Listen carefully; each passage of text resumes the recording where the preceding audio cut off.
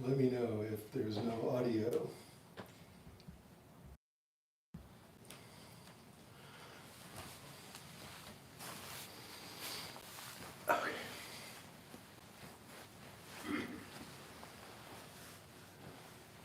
Okay, welcome everybody to tonight's guided meditation. We'll do about an hour-long sit, and during that hour I will offer some guidance about what you might want to do with your one wild precious life for that hour.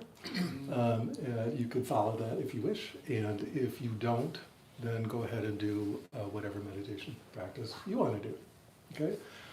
The participation rules for being in the room are you'll just try to be incredibly quiet and not move very much.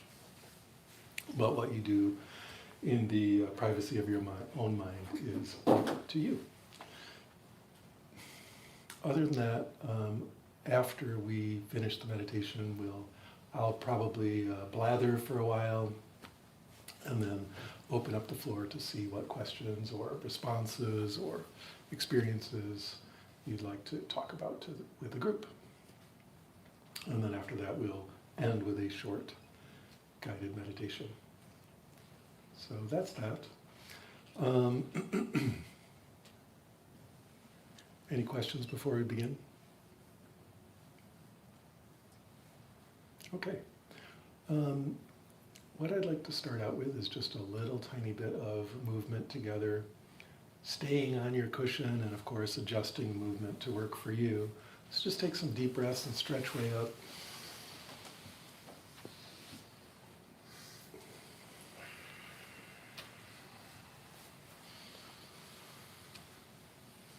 Try to get that rib cage way open. You can even hold yourself here and maybe go back a little bit. But again, make it work for you, whatever condition your body is in.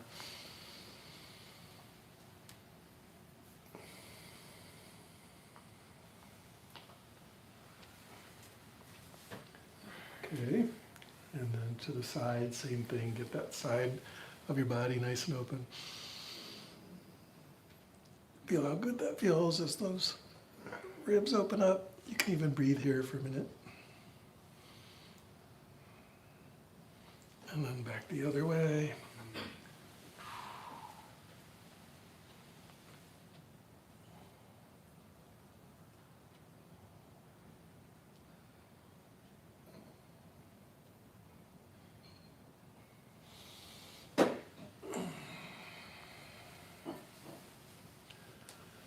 Then, the fun one, go back.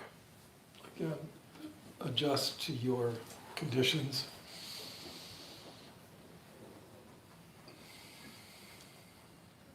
Try to get your throat all the way open while still breathing through your nose.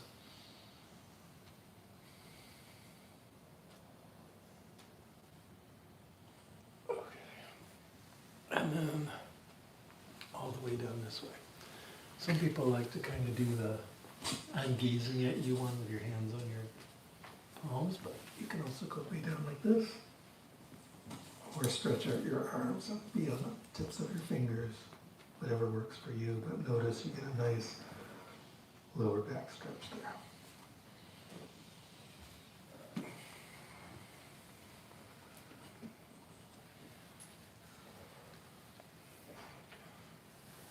Then we'll do a twist, so stay nice and vertical and just twist.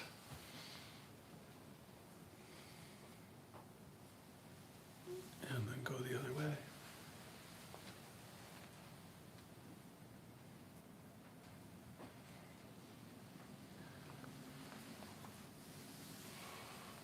And then for the next part, it's just free form, so be like the octopus dad on Bluey or whatever. Do whatever you want. Just allow your body to loosen up, open up, break those chains that bind. Free yourself from the mental cage. And then just settle in on your seat.